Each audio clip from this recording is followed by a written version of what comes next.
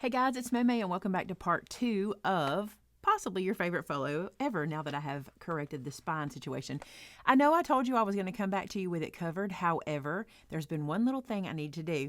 I filmed last time putting this guy in this angle pocket, but somehow I forgot to share that clip with Tamitha. So what we're going to do is we're going to start by showing you how I put this guy in.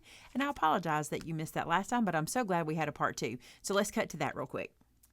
Now, if you don't mind, on this album, because it's a second build and I'm just playing and having fun, I'm going to go rogue here a little bit, okay? In my first album, this flap right here is what I installed this corner pocket to. I'm still going to do this pocket here, but I want it to be a little bit different. I don't want it to be all living just here. And plus, I've added to my spine, so I've got some more room. I think I want to create a piece that allows this to open like this, and then I can use this for photos as well. So let me show you my plan. So I've cut myself an extra piece, okay? This piece is 9 inches tall by 6 1/4 wide, and I scored it at 1/2 inch. This is going to be my binding strip, and what I'm going to do is fold this and crease it. I'm going to move our folio out of the way so you can see this assembly that I'm doing really well. So this corner pocket piece, what I want to do is I want to glue it to this flap so that it then will open like a book. So it'll open like this, okay? So I'm going to apply glue to our flap, get it nice and flattened out.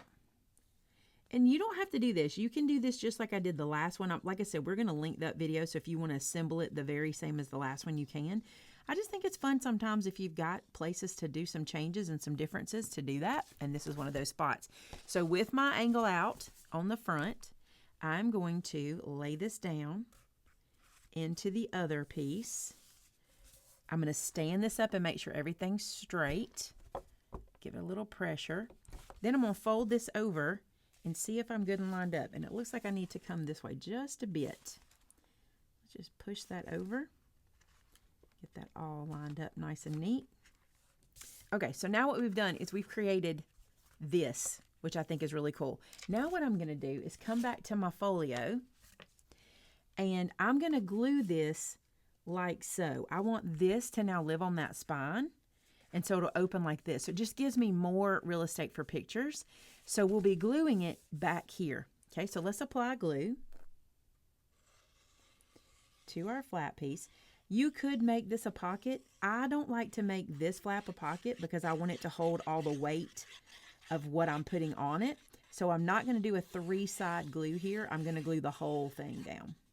On camera, it looks like I did a lot of glue. I did a lot of surface area glue, but there's not a lot of glue there, okay? Don't think that you have to put a whole lot of glue. I just wanted to cover a lot of surface area. Now I'm going to lay this in, and I want to do the same thing I did earlier and check that my spine will still open and close. Okay, and we'll press this in. And now you'll see this is going to open this way and also this way. Okay, we have the room for it this time where we didn't before.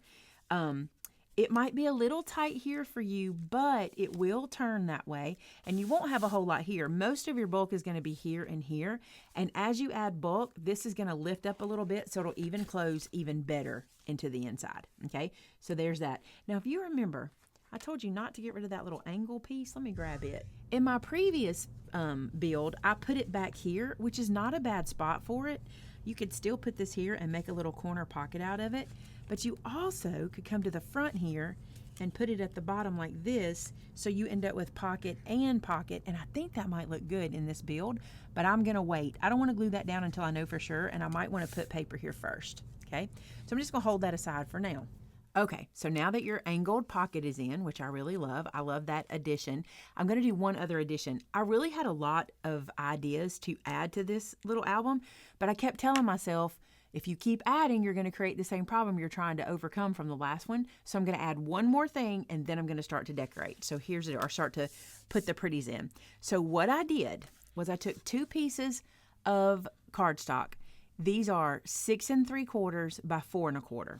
And then I scored them at 1/2 inch. Okay, those measurements will be with everything else for you. What I want to do is I want to have these floating over here in this spine to kind of balance out. Like when you open this, you'll see 4 photos because they're going to live just like this. I just wanted to kind of balance. I don't know what it is about me when I'm designing these guys, but I tend to want something that weighs it out evenly on either side, and I think this will do it. I had thought about doing like a little 4x4 flippy thing with a bunch of pictures, but again, I'm trying not to create the same problem I had in the first one. I want this one to be, you know, roomier. Okay, so what I'm going to do is I'm going to go to these little flaps, and I'm going to fold this backwards and add some glue to it, and I'm going to let the spine tell me where to put it. So this will be an interesting one whenever we go to cover, because I've never done this type of installation. But this is the far right side of our closure flap spine. And I'm going to line this up right to that score mark and right to the top of this folio. I think this will be a good way to do this. I didn't want to try to float it exactly in the center. I didn't think that was going to do what I wanted. I'll show you what I mean. When I do this, I'm 1/2 inch in, and there's a little bit on this side still showing, but not the same amount. And that's okay. The plan is, see how that kind of moves when I open and close it? That's what I was looking for. Just a little bit of balance. So we're going to do another one. And this is another place that's going to easily hold 8 photos for us super quick. So more photo space. So add this right here. Go into that score mark on the far right of our spine, and we literally mounted these in the spine. I'm going to hold them up and let you see. Do you see where that went into the spine? Okay, so with these installed, let me show you how the opening and closing works, okay? Because of this gap we have right here, this side of our folio is going to live there, and it'll still close. See that? So on the inside, we've taken up some extra space that was just kind of useless, really, and we've created a way to add more photos. So when we open it, we'll have these guys, which we can flip open, and then we can grab this guy. We got a lot of space in here now, a lot more, a lot of flips and flaps in this one too, which I really wasn't expecting, but that kind of worked out. Before I cut away and cover, I'm going to just talk you through this in case you've never seen this before, okay? The way I cover my pages, and this is completely optional, you can do whatever you want to do, I like to have about 1/8 inch border around all of my pages. So let's say I was going to cover the front. This is my front cover, right? I would measure this piece right here. I measure this one, and this comes to 7.5. So my cover piece, I would do 7 1/4. So I'm cutting it 1/4 inch smaller, my decorator piece. And then on the height, we've got 9 inches, so I would cut it 1/4 inch smaller, which would be 8 3/4. So again, I would cut this one 7 1/4 by 8 3/4, and let me show you what that looks like. So the paperback I'm using is called Cars from Cartabella, and what's cool about it is I get 2 sheets of every pattern, which I really like because I'm a big fan of doing this. This is the piece I just cut down to the size we measured, so you can see, as a matter of fact, let me fold this up so it really shows. You can see that I have that border all the way around, and I really like that. I think it just makes the paper pop. I don't know who came up with that, but I've been doing that for years. It's just how I learned to do paper crafting, watching other people do it. And here's what I really love. Because this paper pack has 2 pieces, I'm able to do my spine, and look, it kind of can continue. See how my plaid continues? And then I'm able to do the next section, and I did the same thing. I just measured it 1/4 inch shy on 2 sides to get that little matte piece. And then I'm able to continue this one, which I really love this. And then I can continue this one. And what I love about the plaid is, much to some people's chagrin, I treat that kind of like a solid. I know it's not a solid, but I treat it kind of like a solid. And then, I'm trying to get that perfectly straight. And then I can decorate on top of this any way I want to. It won't limit me.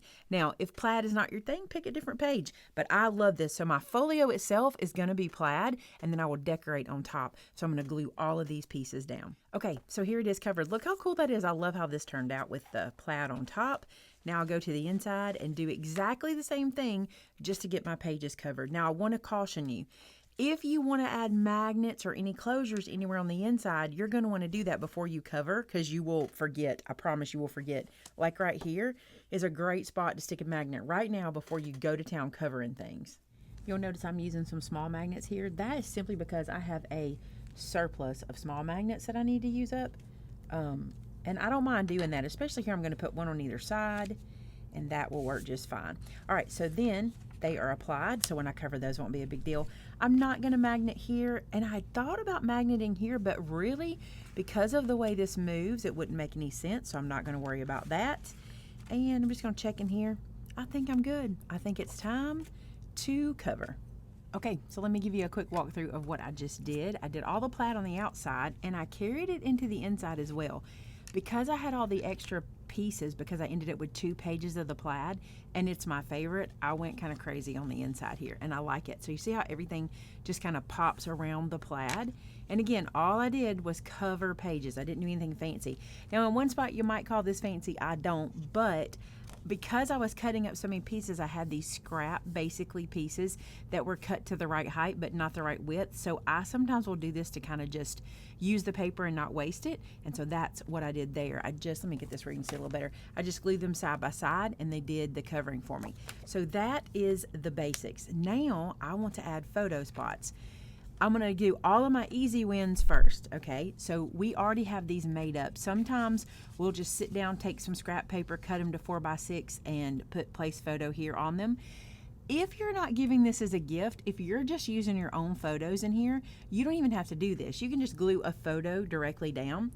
Many times with these, I use them as samples in my store, in our gallery and things like that. So I like to do this because if someone comes in and they don't know what a folio is, this is how I kind of explain it to them. I can be like, this is where you would put a photo, and it makes sense. So these guys are going to get mounted on these flaps I made for photos. So while I'm at it, last night there was a question about, am I using the dot method with my glue in the folio? In these situations, yes, it makes perfect sense here. I'll be able to move this around and just dot the glue around and place it in. When I'm assembling the folio where I need it to stay together for, decades at a time, I'm just gluing because I don't want to have just dots. This is going to be fine. It's going to smear out and do its job. But I don't think I'd want to just dot the connecting pieces because I do want that to all stay together. I love this part. When you put the photo mats in, or the photos, is when everything kind of comes together and it's so pretty. So I'm going to run through and mat just these sides here and the 2 I added to the right hand spine, just the regular photo mats. And then I'm going to show you how I'm going to add them on the inside. I wasn't going to talk about this bruise on my arm, but I'm noticing that it's showing, so I'm going to show you guys. I was trying to wear long sleeves, but it's too hot today to wear long sleeves. So here's the deal.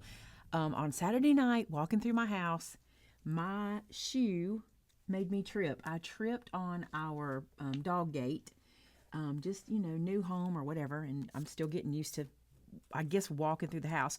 And in a full trot, I tripped on that gate and fell down. I hit the table, the edge of the table, and I've got bruises in multiple places, and that one just wants to show on camera. On my other hand, there's a pretty good, I really took a good fall. So if you see that, that's what that is. And I don't want you to, I was looking up on camera to see if I was in shot, and I went, oh, that's really showing. So I just wanted to tell you, nothing more than that, just a fall, and I feel fine and I'm doing better. But if you see it, that's all it was. So I'm going to use the coordinating pack because I love how these colors match so perfectly. I think over here I'm going to use the yellow as photo mats, and over here I might use the green to kind of make them complement. And if you notice, these little guys, this is from one of our stamp sets, the little photo frame and then the place photo here. I love these. I think they look so cute, especially in little masculine projects. So I'm going to use these, but I think I want to mat them so they'll pop. So let me show you how that works. So see, because this is coordinating pack, how they match so well, I love that. This color is actually the color of the dot here.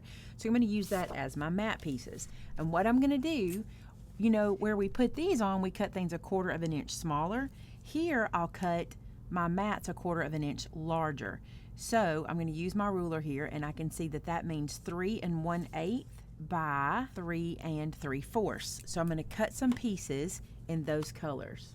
So my measurement was actually 3 1/8 by 3 1/2. I was slightly off, so I just made that correction. And now what I'm going to do is I'm going to mount these guys like this, and I want you to see why we do this. You see how these look laying on the page? Look how they pop when you add that extra piece. See how it just adds that dimension, and it's just so pretty to do that. So I'm going to run through and glue these guys down to their little mats. And this is a place I'll use the dot method. Just dot it around. Gives me time to move it and get it into place. Now we just decide our placement. And I want to show you, I went ahead and pulled out my ephemera, and I have an idea. This is my glitter tray from Dress My Craft. I have this in like 3 different sizes. Check this out. I'm just going to put these, that was great. I'm going to put these in here. And then I can just dig around. I always like to find a different tray or something that works whenever I'm looking at these little ephemera bits. What I want to do is see if there's something I want to put around these photos before I put them down. Like I was thinking it might be cool to have one up here and one down here with maybe some wording or some ephemera. And then these guys, I kind of want them to look kind of like they just got dropped on the page like this. But the trick is when you glue these on, when they overlap, you have to make sure you leave room for someone to put the photo down. So like right here, I wouldn't be able to glue that little corner because I'd want a photo to slide under, and right there, but that's fine. And then we might even find some ephemera that works perfect there as well. For example, this is a lot of green on this page, but look how cute that is right there. Here's another tip. If you have a quick stick and you're digging through this basket and you just can't pick them up with your hands, if you'll use your quick stick, that is such an easy way to be able to grab things. That one's cute, but it kind of blends in a good bit. Let's keep looking. That little guy is cute right there with that color. I like that. And look at that one up there. That looks good. Let me see what other words are in here. You don't have to dig through. You can use your packaging to help you with that too, to see what words. So I see it. I've got classic. I've got classic car. There's a round word. I can't read that one on the package, but I'll look in there and see what that one says. And here's, oh, that's cute. That's just a little strip of cars. So let's look for that. Little strip of cars might be cute instead of the word classic. What else might look even better is this guy, and I think it does. I like the way it fills in, and I like the way it ties all that together, so I love that layout. Let's look what we're doing over here in the little spaces. So this is how I think I'm going to lay this one out. I'm going to do a little spot for journaling there. So what you want to do now is just glue down what you can glue down. Some things I can glue down without picking anything up. This guy right here, I'm going to glue him in place because I don't have to move a photo mat. So he'll just go just like this. I might do him on the walk a bit, have it be turned a little bit like that. I can pick this guy up and do him. A tip I have for you when you're doing folios, I learned this over, we've done a couple of, I guess we've done 3 year of folio kind of classes that we did over the last few years. Something I learned is if there's a spot that you're intimidated by, if you're not sure how you want to lay it out, I have found if you go ahead and do it first, like there's something about getting it out of the way. You don't dread it and you won't leave it. You'll just kind of go, you know what? This is not my favorite spot of the book. I want to go ahead and work on it first while your creative juices are flowing. Then in the spots that make perfect sense of what you're going to put where, do those later because you don't have to think. If you don't, I found for me, I will just leave them and not really do them. I'll just kind of be like, I'll go back to that later or what have you because I'm not inspired by them. But it really is good to go ahead and get those harder spots done first. Not that this is a particularly hard spot I'm working on, but these little inside bits can be a little, typically the thing we save for last, and then it's like, what was I going to do here?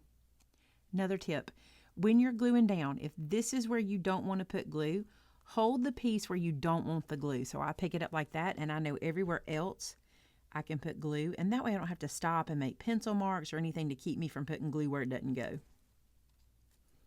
And remember, I don't want glue there because I want somebody to be able to slide a photo into that spot. And here, same thing. I'm going to glue this guy down, but only here, and leave that loose so the photo can slide under. Okay, so now the inside is done. Super easy, right? We'll add photos and that area is ready. Okay, I know this might seem like a short video, but I have been working on this for a while this morning for doing all the covering and all that kind of stuff. I know you didn't see a lot of that in video, but I'm going to call this part 2. That way you know how to put in your angled pocket, which we missed out on the last one, so you know how to do that. You saw this addition here, and then all the covering and the starting of the photo flap. So we'll do one more part of this video because I want to do some, I want to spend some time on the decorating with you guys because that's one of the things you always tell me that you wish you got to see more of. So look forward to that in part 3. I hope you're enjoying this folio. I really am. It's a good size. I really like this 7/8 inch binder. It feels good, or this spine. It feels good in the hand, and the more I add to it, the stronger it gets. All right, you guys, if you're working on this, I want to see them. You can show them to me in our customer gallery or on our Facebook group at Maymay Made It and So Did I. And also, I'm going to be reminding you, if you have not signed up for emails and text messages, you're going to want to do that because that's where we send out our Made It Society information. And Made It Society is our crafting event we do the first Saturday of every month. It's completely free, and you get your PDF with your instructions before the event. So you want to make sure you sign up so that you don't miss out. So thank you guys so much for being here today. I hope you enjoyed this one, and until part 3, bye now.